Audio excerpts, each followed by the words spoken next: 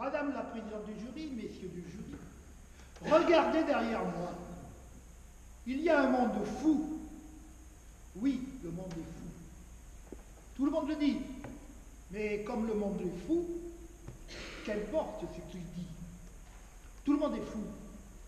Et on se fout de ce qu'il pense, le monde, puisqu'il est fou à ce qu'il dit. Mais doit-on se fier à ce qu'il dit? C'est le sujet d'aujourd'hui.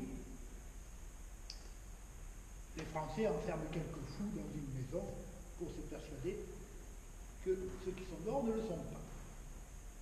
Alors l'auteur de cette affirmation est probablement italien.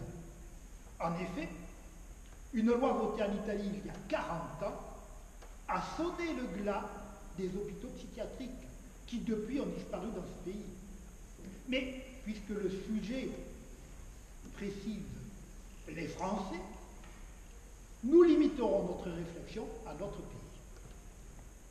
Avons-nous, en France, raison d'enfermer les malades mentaux et surtout, la finalité de cette politique est-elle de convaincre le reste de la population de sa bonne santé mentale?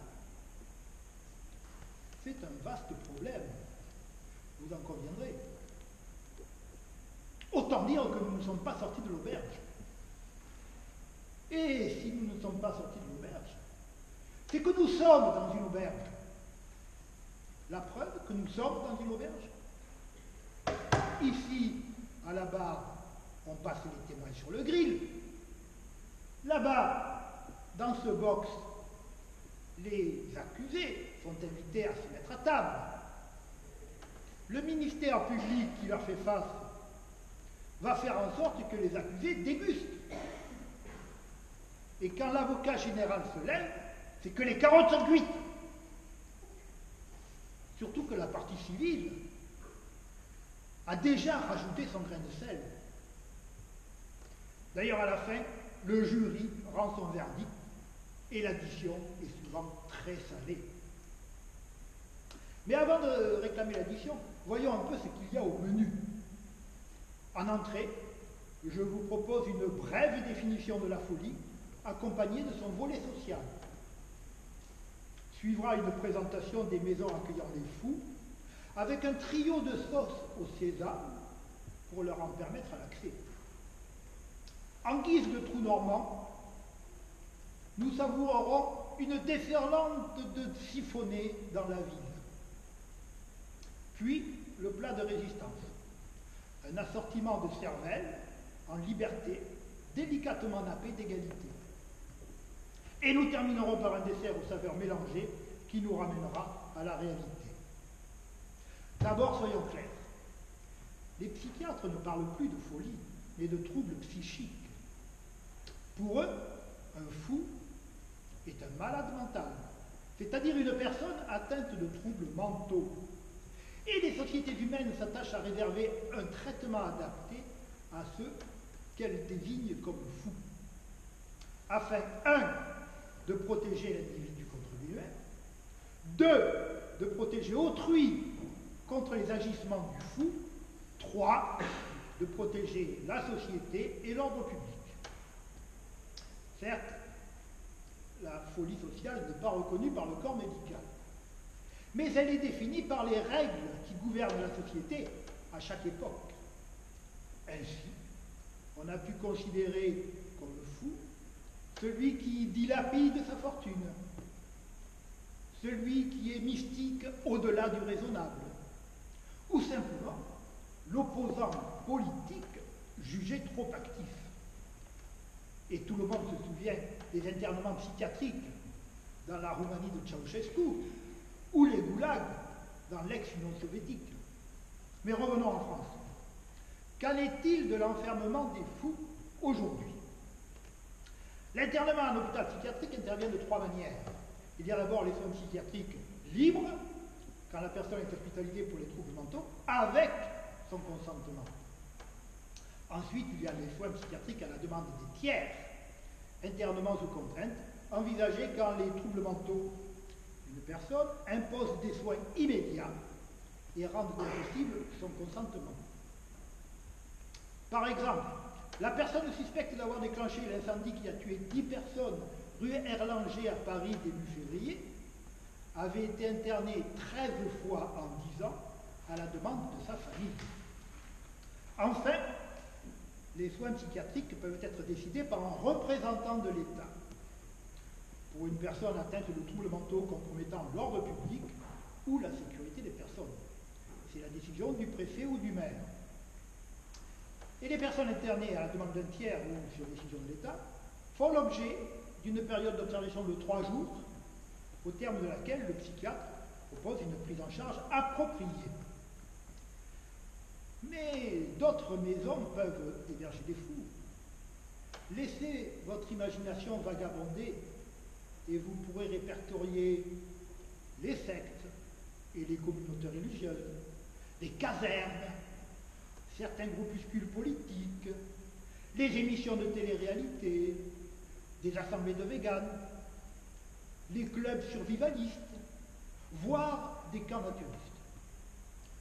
Le point commun entre toutes ces maisons, Platon l'avait exposé 4 siècles avant notre ère. C'est la caverne, qu'Erasme d'ailleurs a cité 19 siècles plus tard dans son éloge de la folie. Platon met en scène la condition humaine. Pour lui, nous sommes tous prisonniers d'une caverne dans laquelle règne l'illusion. Nous sommes prisonniers de nos jugements, des idées fausses, des croyances qui nous empêchent de vivre dans la vérité. Puis, les prisonniers de la caverne rencontrent le philosophe qui va bouleverser les croyances antérieures et instaurer le doute dans les certitudes. Il force alors les prisonniers à sortir de la caverne. Et là, les prisonniers commencent à comprendre qu'ils ont été manipulés. Délivrés de la caverne, les prisonniers deviennent heureux. Leur rapport à la connaissance et au vrai change complètement leur existence et les rend ouverts aux autres. Platon avait raison. Dans la caverne, les prisonniers voyaient des ombres et pensaient qu'elles étaient la réalité. De nos jours, nous voyons des images sur les réseaux sociaux et nous croyons que c'est la réalité. 4 siècles avant Jésus-Christ, Platon avait imaginé et annoncé Facebook et Instagram. Il a libéré les prisonniers de la caverne, alors nous allons plus loin. Ouvrons les portes de la cité aux fous. D'ailleurs, c'est la saison. De Venise à Rio, de Dunkerque à Nice, c'est le carnaval. La ville est prise de folie, les gens raisonnables se débrident, on se moque des puissants, on oublie les dogmes. Et on pratique ouvertement le blasphème, sans punition, en totale impunité. Les fous sont à l'honneur et la cité reste.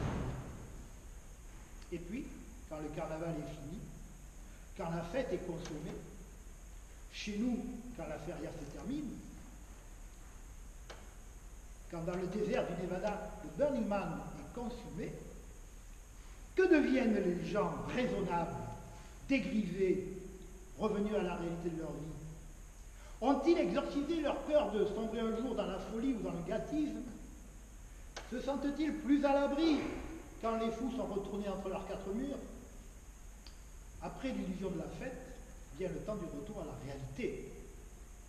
L'éducation et la raison permettent de découvrir la vérité qui nous entoure, en nous faisant passer de l'illusion du sensible à la connaissance intelligible des choses.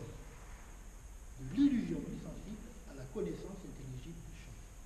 Et là, nous retrouvons nos cerveaux en liberté, libres d'apprendre, libres de comprendre, libres d'échanger avec d'autres. Mais pour autant, ces cerveaux sont-ils protégés de la folie? L'éducation suffit-elle à garantir une prophylaxie efficace contre les troubles mentaux?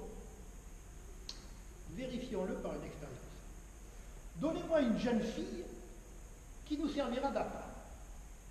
Et je vous fournirai facilement des harceleurs de rue. Je vous fournirai aussi des agresseurs potentiels ou des violeurs en puissance. Et au pire, je vous fournirai des fournirés. comme ce Michel Fourniret, qui a reconnu avoir violé et tué 11 victimes et qui a été condamné en 2008 à la réclusion criminelle à perpétuité. Qui est-il, ce Fourniret? Est-il fou? Non, puisqu'il a été jugé responsable de ses actes. Mais est-il normal? Est-il normal l'individu qui sciemment agresse, viole et tue? Fourniret, c'est un individu ordinaire, banal, qui n'est ni fou, ni normal. Et des Fourniret, il y en a certainement beaucoup en liberté aujourd'hui. Autre drame, Nanterre 2002. À l'issue du conseil municipal, un homme tire sur les élus, 8 morts, 19 blessés. Il est militant de la Ligue des droits de l'homme et a participé à des missions humanitaires. Mais il est paranoïaque et a interrompu son traitement. Est-il fou? On ne le saura jamais. Il s'est suicidé le lendemain des faits, pendant son interrogatoire par la police, en sautant par une fenêtre au 36 quai des Orfèvres.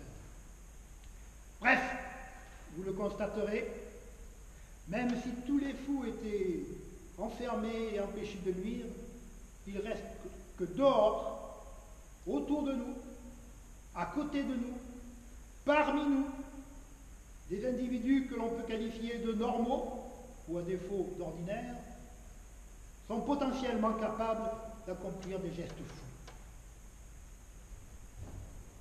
Alors, nous pouvons nous persuader du fait que l'enfermement des fous garantit la bonne santé mentale de ceux qui sont dehors, mais ce n'est qu'une illusion. Madame la présidente du jury, messieurs du jury, ce serait folie que de le croire.